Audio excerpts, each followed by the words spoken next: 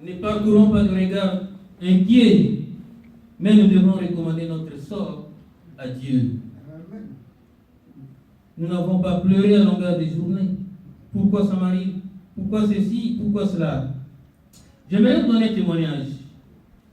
Alors, il y avait un couple après avoir eu des enfants.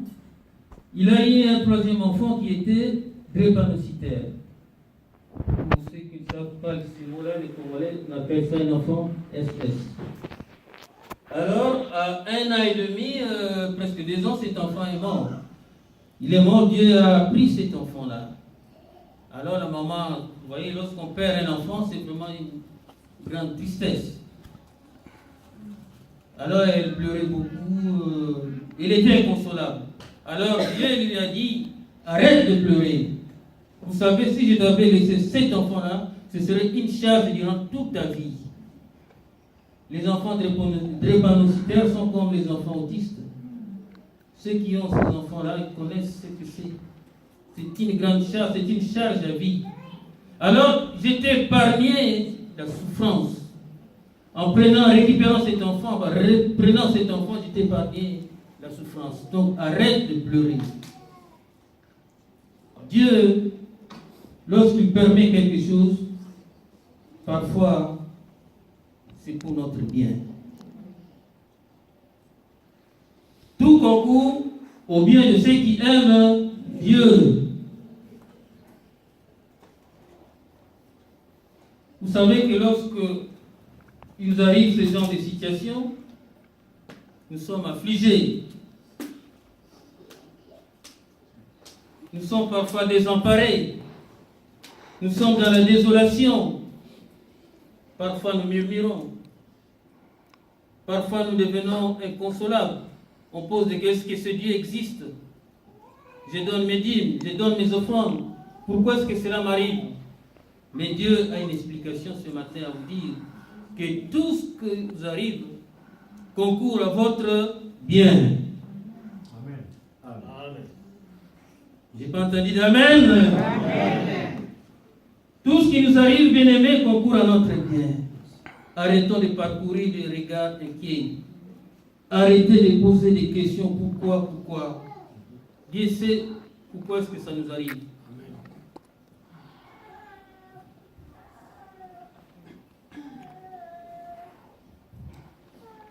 Mais lorsque ces choses nous arrivent, parfois c'est une punition de Dieu. Dieu veut nous corriger. Dieu veut nous ramener à l'ordre. Parfois nous sommes éloignés de lui. C'est comme il a fait avec les enfants d'Israël. S'il les a envoyés dans le désert pour qu'ils viennent à lui, pour qu'ils reconnaissent qu'il est le seul Dieu, parce que les enfants d'Israël ont suivi des petits dieux, des faux dieux, ils sont allés honorer des faux dieux, pour leur faire croire que vous ne pouvez pas vivre sans moi. Moi, je suis le Dieu véritable. C'est moi qui vous ai engendré. En dehors de moi, il n'y a pas d'autre Dieu. Il les a remis à l'ordre. Qui aime bien, châtie bien. Notre Dieu nous aime, bien-aimés. Il n'est pas méchant. Il est bon, il est miséricordieux. Il nous renouvelle ses compassions. Chaque fois que nous tombons, il nous relève. C'est un Dieu d'amour. Mais, comme je disais, que certaines choses nous arrivent parce que nous nous éloignons de Dieu. Parce que le péché est entré dans nos cœurs. C'est pour cela qu'il nous dit, il fait ce qu'on appelle un appel, un avertissement solennel. Il nous demande ceci, déchirez vos cœurs, mais ne déchirez pas vos vêtements. Préservez vos cœurs du mal. Vous savez, souvent c'est ça qui nous arrive, nous les enfants de Dieu. Comme lorsque Jésus-Christ a maudit le figuier. Il est passé, il a vu de feuilles. Il a vu de fleurs. Il est revenu, il a vu encore de fleurs. Alors, les fleurs ne peuvent pas pousser sans produire des fruits. Donc, il n'y avait pas de fruits, il y avait l'apparence, mais il n'y avait pas les fruits. C'est ce qui nous arrive, nous aussi, les enfants de Dieu. L'apparence, on voit des titres. On voit des titres honorifiques. Mais Dieu ne regarde pas les titres.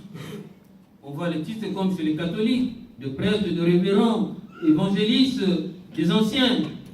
Mais lorsque Dieu nous regarde, lui qui a le scanner divin, lorsqu'il passe nos cœurs dans le scanner divin, qu'est-ce qu'il voit?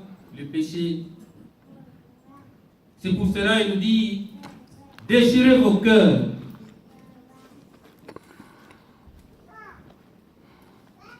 Alors lorsqu'on parle du cœur dans la religion, ce n'est pas ces cœurs organiques que nous avons, c'est que parle la médecine. Lorsqu'on parle du cœur dans la Bible, c'est cet organe-là où se trouvent les dépôts de tous nos sentiments.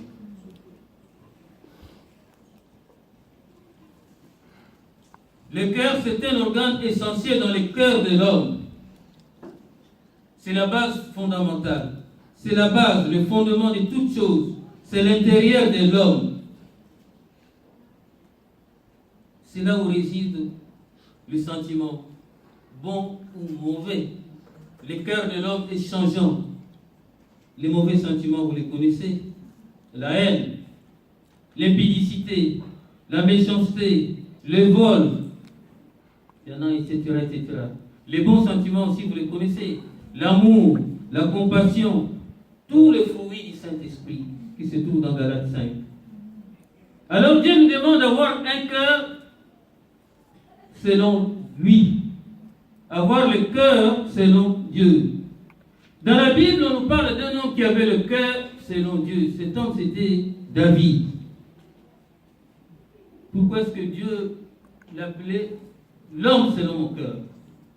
Dieu a vu la manière dont il prenait soin de ses brebis.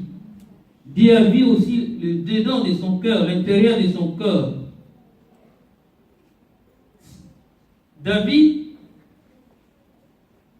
avait le pouvoir de persécuter Saoul, de tuer même Saoul.